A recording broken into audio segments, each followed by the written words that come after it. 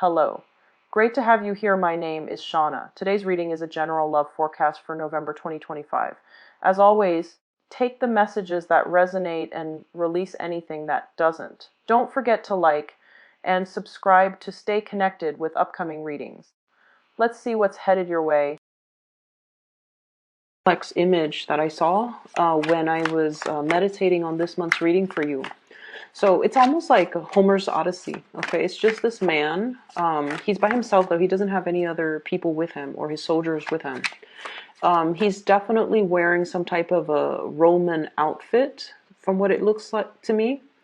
He lives on the other side of the water. Okay, so he has to he has a long ways to traverse over water, over the ocean, in order to get home.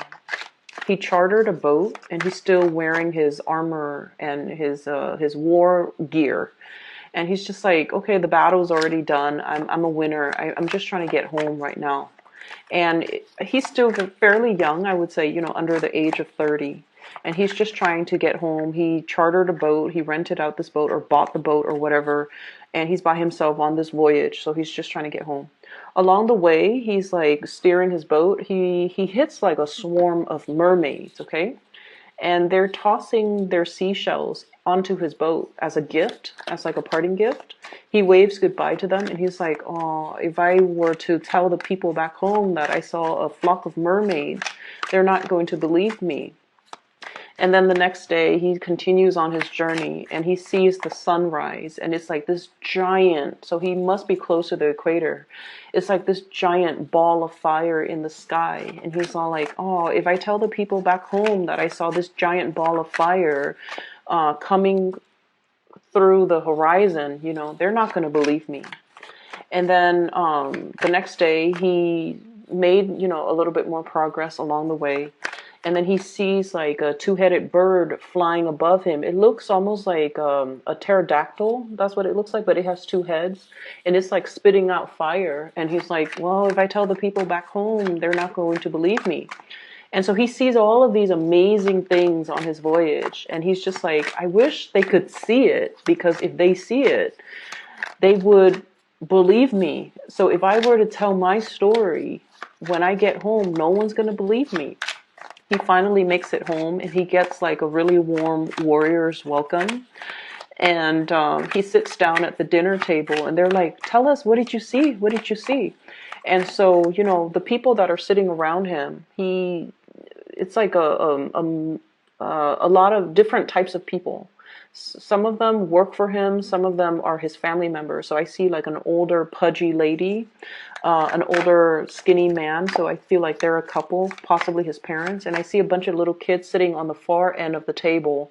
And then his siblings, around his age, they're like, tell us what you saw. Tell us what you saw. So he proceeds to tell them everything that he saw. The mermaid, the two-headed bird, the sun in the sky, as well as other things. And like the adults were just like, okay, it's time for bed. Like, they're not very impressed by the stories that he's telling them. But the children on the far end of the table are just like, tell us more, tell us more. Okay, so that's where the scene kind of cuts out. And so when I saw this, I was just thinking about how a lot of you Pisces, you've been through a lot in your life, okay? You've experienced almost like 10 lifetimes, okay? 10 lifetimes.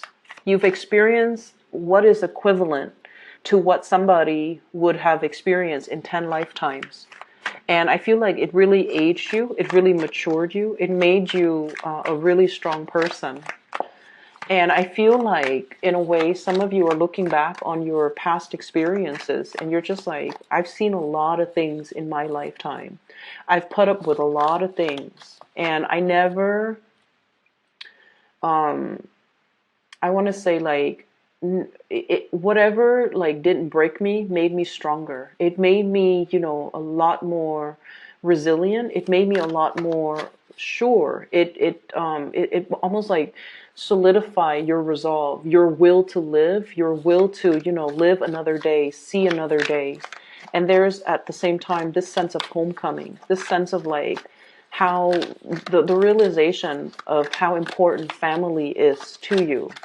And even if your family are not impressed by the choices that you've made or by the journey that you chose to take as an individual, at the end of the day, your family members are always, there at the end of your voyage. Okay, so family, I feel, means a lot to you.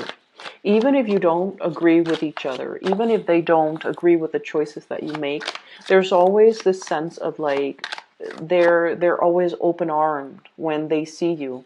They always bring you into the fold. They always make sure that you're all right. Okay, so I feel like there's a lot that you might have. I'm almost seeing like a situation where you want to explain to them, you want to tell them, this is why I did what I did, okay? But I feel like, they might be a lot more pragmatic. They're in the living, They might not believe in your fantastical stories. They might not believe in magic. They might not believe that what you're telling them is the truth. There's a sense of elusiveness, okay? And I feel like what you're telling them is your version of the truth, but for whatever reason, they might have difficulties believing your version of the truth. At the same time, I feel like there's a sense of mysticism and magic about the way in which you look at your life, the experiences that has really shaped you. Despite all the ups and downs, you still believe in fairy tales, you still believe in magic, and you still believe that there are a lot of like unknown and unresolved mysteries in the world. So we should not close off our sense of magic in order to get through life in a more practical or pragmatic way. Okay, so I feel like you might be straddling the fence here, I'm sensing, with when it comes to like realism versus mystery. So it's almost like you might not be made for the typical 9 to 5 work environment. You might want something more. You might be yearning for that great adventure, that big escape, or, the tropical paradise where the sun is like a ball of fire in the sky. Okay, you might be yearning for that sense of adventure, that travel lust, that travel bug. You might be wanting to recapture and to relive an experience, and you're trying to find either a partner in crime or somebody that believes in what you saw, believes in your story, so that they can embark on this voyage with you. And so, the children sitting at the far end of the table, they keep telling this man, tell us more, tell us more. I feel like if in the past you've been dealing with people or situations, people who are a little bit more like, pragmatic, and they don't really entertain tall tales, right? Or they're just like stick in the mud and they want to pop your bubble. Okay, I feel like you're finding the right audience. You're finding starry-eyed adventurers who are really inspired by the stories that you tell them. You're able to find your community and your clan coming through in the month of April. And so it looks really, really good where you have this sense of homecoming. Finally, I found my community. Finally, I'm finding people that are like me, that want to explore, and they see and still believe in the magic in the world and things like that. And then a part of you, I do see this major wanderlust energy, wanting a more exciting or more exotic life. Feeling a little bit stale and a little bit like weighed down by responsibilities, and wanting to kind of like lighten your load, to move forward, to travel, to kind of like connect with foreign people, foreign lands. Okay, so I feel like your nesting instincts. You're not domesticated. Okay, your energy is definitely not domesticated. You don't want to be domesticated. You don't want a life that is predictable. You don't care about that financial security anymore, which is good because it seems to me like you've made it. When you're not concerned about survival, when you're not concerned too much about how to pay the bills, and it seems to me like you've already had. Sorry. I have to retrieve this from the floor. When you've already had enough financial blessings and financial abundance where you don't have to worry, you're in a good space now to, enjoy your leisure time and to really think about what really drives you, what makes you feel passion and passionate again, and where it is and what it is that you want to be, where you want to live, and you're planning the next stage of your adventure. We have some really beautiful things. Okay. So you have some really beautiful cards, okay? But I think I'm going to pull out, let me see, 3 more. So death, you have death, which is new, like the ending of the old, and a new beginning coming through. So death, and then immediately after that, judgment. So that's like new things coming through as a result of letting go of something. What is this something that we are talking about here? What is this something that you're showing me? Can you give me 3 cards, please, for the Pisces people?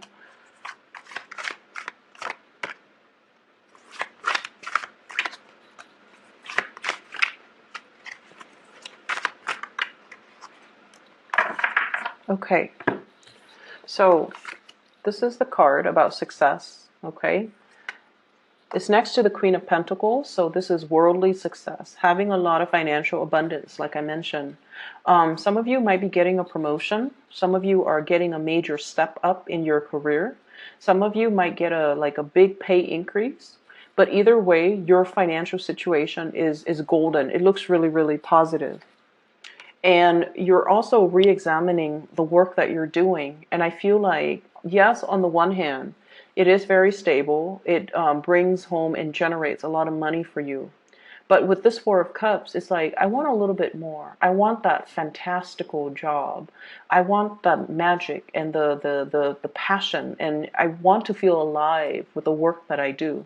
So some of you are at a point where you're just like, yes, this job is great, but now I'm looking for something new. So I feel like this new energy with the Death card and the Judgment card is all about seeking something new, seeking something that is a lot more in alignment with the things that you believe in, which is the exciting journey, starting a new blank page, being able to travel, being able to move, having more flexibility, and especially being in a little bit more of a warmer, more tropical environment.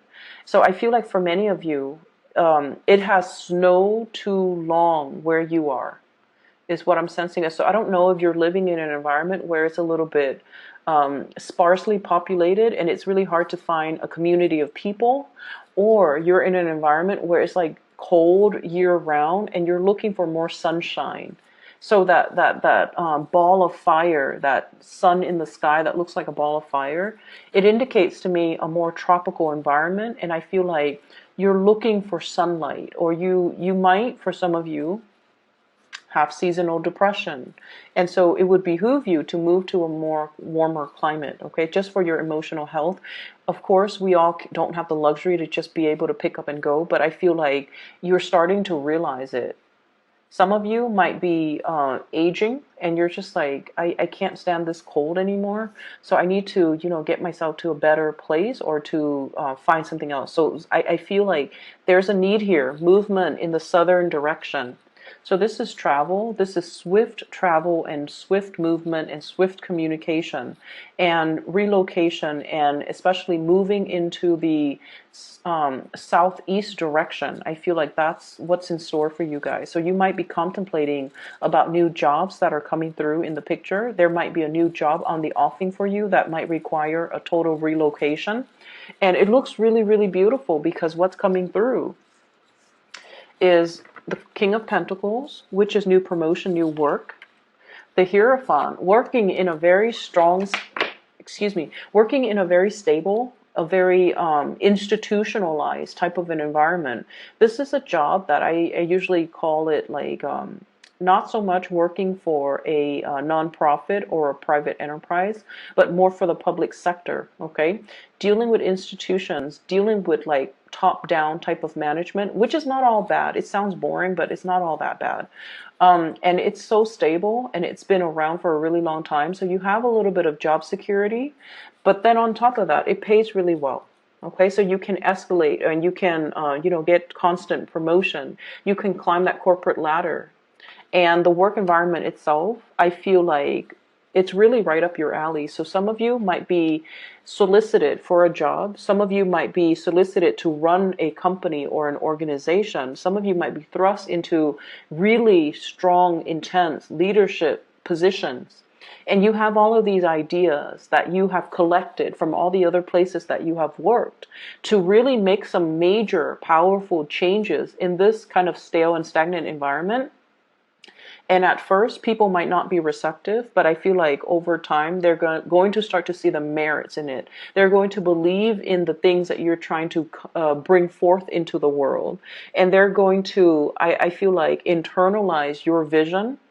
And so you might have been like the visionary ahead of your time, and you might have wanted to implement a lot of changes. There were blockages. There were people that are like naysayers, or there were people that were just like, that's too much too soon, because I feel like, you have a lot of ideas that you're throwing out there. And this person is like, no, no, no, slow it down. And so the environment that you're in, especially if it's a new work environment, people are a little bit more inspired, a little bit more willing to experiment, and a lot more receptive to this sense of magic that you're trying to bring into the new environment. So I feel like if you are contemplating, should I stay here? I've got a house here. I've got friends here. I've got a lot of assets. I've got like, a good social network. And should I leave all of this and transition with the death card and the judgment card into a new work environment? Is that going to bode well for me? Is that a practical choice? And I feel like you definitely should implement this move, because it's going to bring in like a breath of fresh air that is very much welcome in your life, okay? So that's the first thing that I'm seeing. Let me talk about all the other marginal things. What we have here is the World. I can't pick up the card. And this is the closing of a cycle, okay? And realizing that a cycle is closing, realizing that the whole world is out there waiting for us. There's a lot of opportunities. There's a lot of like different areas that we want to explore. There's a sense of, I feel like there's a sense of like longing for the exotic, wanting something that is different for many of you. And so I feel like this is a card about yearning. She's almost like looking through that door that is left ajar and wondering what her life would be like if she were on the other side. Okay, so it's almost like acknowledging that, yes, what I have here is okay. It's very, very stable. 10 of Pentacles, things that are built up over time, okay? So I feel like for many of you, this is a work situation where things are really, really stable. I can keep going. I can keep advancing. I'm going to get a pay increase every year. I can get promoted. I already know what I'm doing. I'm in a really powerful position where I can be groomed for a leadership position. But it's a little bit stale and stagnant. And I feel like in the past, you might have convinced yourself, this is where I could, start a life. But then over time, possibly within the past 3 years, 2 years even, it has proven to be a little bit like too rigid, too structured, too predictable, and it's no longer your cup of tea. And so you're thinking about other options, okay? For others of you, you have a really strong soulmate connection here. And we have here the Two of Cups and the 10 of Pentacles. I feel for some of you, you're shifting into a relationship where, a lot of the time, I don't know what it's like to be married and, to be married to somebody for like 5 years or 10 years. But I feel like there is a relationship, regardless of how long the two of you have been together. There's definitely somebody that you're living with. There's shared assets, shared bank account, housing situation, grocery bills, possibly children, possibly, like both names are on the car, both people's names are on the house. So there's like a lot of financial entanglements between you and another person. And I feel like you're sensing that the love is no longer there. The love has transformed and it has become very quiet. It's no longer passionate. It's a very safe, stable, quiet type of a love that might have started out very passionately, but now it's more friendship based. And strangely, I feel like Pisces, you want a certain amount of drama in your relationship. And, this is true, I feel, of all dual signs, okay? You and the Geminis. And in a way, like the Sagittarius, okay? You want, like, the dual signs, you deal with duality.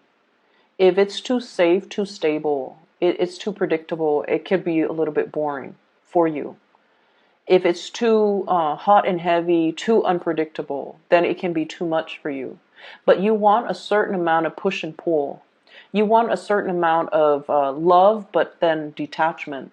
So you want a little bit of tension in your relationship in order for you to feel alive. And I feel like there's something here that is a little bit safe, predictable, but at the same time, you perceive it to be stagnant. You're trying to, re-inject some type of passion in this relationship. And then for others of you, you're at the peak of your income generating capabilities. You have a really, really good partner. And I feel like one person might be the breadwinner in this relationship, and there's nothing wrong with that. And because of that, there's a lot of flexibility when it comes to, why don't we pick up and relocate somewhere else? Why don't we, make some drastic move? Why don't we move away?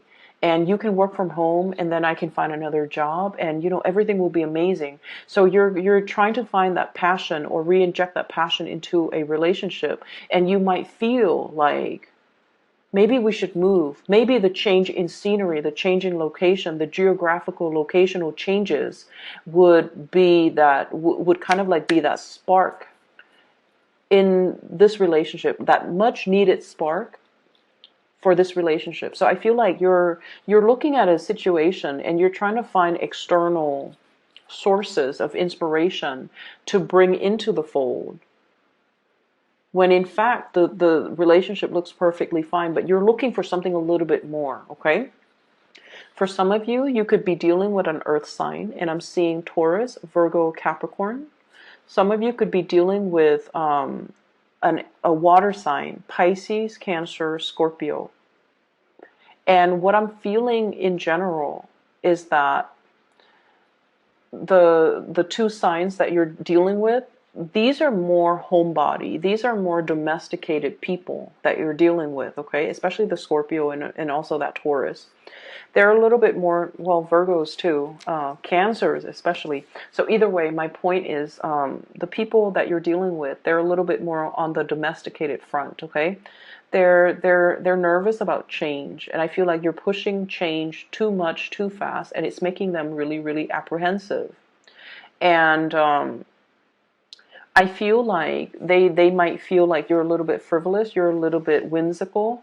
You might be initiating something or starting something, and they're not really sure that 3 months from then, after implementing this change or this decision, they're not really sure if you're still going to get bored and do something else that is just as drastic. So I feel like they're telling you to slow things down. They're telling you to mull it over.